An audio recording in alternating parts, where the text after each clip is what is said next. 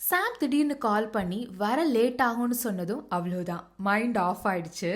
ஏன்னா morning work போயிட்டு evening பர்த்டேயோட ஃப்ரெண்டை பார்க்க போகணும் நியர்பை பார்க்கில். அதுவும் கிளாஸ்கோவில் ரொம்ப நாளுக்கு அப்புறம் டெம்பரேச்சர் 29 டிகிரி வரைக்கும் போயிடுச்சு. அதனாலே ரொம்ப டயர்டாக ஃபீல் ஆச்சு.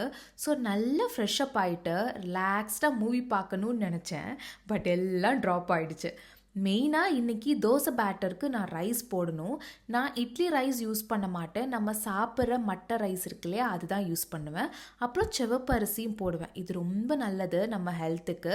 பச்சரிசி, வெந்தயம், அப்புறம் 1/2 கப் உருதால். எல்லாம் எவ்வளோ ரேஷியோவில் போடுறேன்னு நான் என்னோடய டிஸ்கிரிப்ஷனில் கொடுக்குறேன். மூவி பார்க்கணுன்னு தான் தோணுது. பட் நம்ம தான் மார்னிங் எந்திரிச்சு குக் பண்ணணும், எகெயின் பர்த்டே பார்க்கணும். ஸோ அதனால் பேசாமல் போய் தூங்கிடலாம்.